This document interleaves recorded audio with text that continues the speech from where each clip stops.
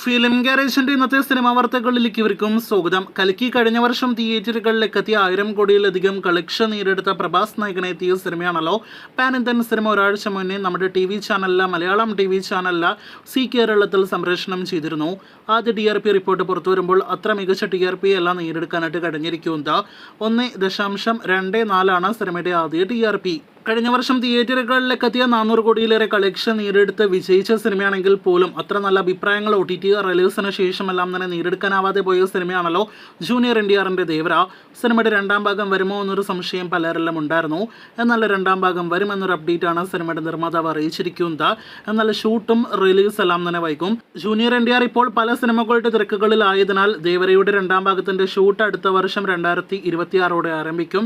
അതേസമയം 2027 2028 മാത്രമേ സിനിമയുടെ റിലീസ് പ്രതീക്ഷിക്കേണ്ടതുള്ളൂ. ജയിലറിന്റെ രണ്ടാം ഭാഗത്തിന്റെ ഷൂട്ട് അടുത്തയാഴ്ച മാർച്ച് 20 ചെന്നൈയിൽ ആരംഭിക്കുമെന്നൊരു റിപ്പോർട്ട് പുറത്തു വന്നിരിക്കുകയാണ്. നെൽസന്റെ സംവിധാനത്തിൽ രജനികാന്ത് നായകനെ എത്തുന്ന സിനിമയിൽ നമ്മുടെ ലാലേട്ടനും ഒപ്പം തന്നെ ശിവരാജ് കുമാറും ആദ്യ ഭാഗത്തിലേതുപോലെ ഭാഗമായിരിക്കും എന്നൊരു റിപ്പോർട്ട് രണ്ടാം ഭാഗത്തിനെ കുറിച്ചുണ്ട്.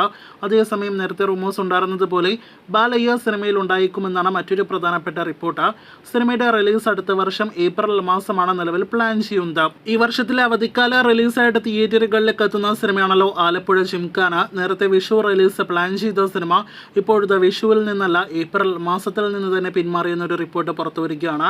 മെയ് മാസമാണ് നിലവിൽ റിലീസ് പ്ലാൻ ചെയ്യുന്നത്. മോളിവുഡിന്റെ ഏറ്റവും വലിയ സിനിമയായ എമ്പുരാൻ എന്ന സിനിമയുടെ ട്രെയിലർ കാണുവാനായിട്ട് ഒരുപാട് പ്രേക്ഷകർ കാത്തിരിപ്പിലാണല്ലോ. ലാലേട്ടനെ നായകനാക്കി പൃഥ്വിരാജ് സംവിധാനം ചെയ്യുന്ന ചിത്രത്തിന്റെ ട്രെയിലർ അടുത്ത വീക്കെൻഡോടെ പുറത്തു വരുമെന്നൊരു റിപ്പോർട്ടാണ് പുറത്തു വരുന്നത്. മാർച്ച് 14 അതല്ലെങ്കിൽ മാർച്ച് 15 സിനിമയുടെ ട്രെയിലർ റിലീസ് നിലവിൽ പ്രതീക്ഷിക്കുന്നു. അതേസമയം മോളിവുഡിന്റെ അടുത്ത മെഗാസ്റ്റാർ സിനിമ കൂടിയ ബസൂക്ക ഏപ്രിൽ 10 തിയേറ്ററുകളിലേക്ക് എത്തുകയാണല്ലോ.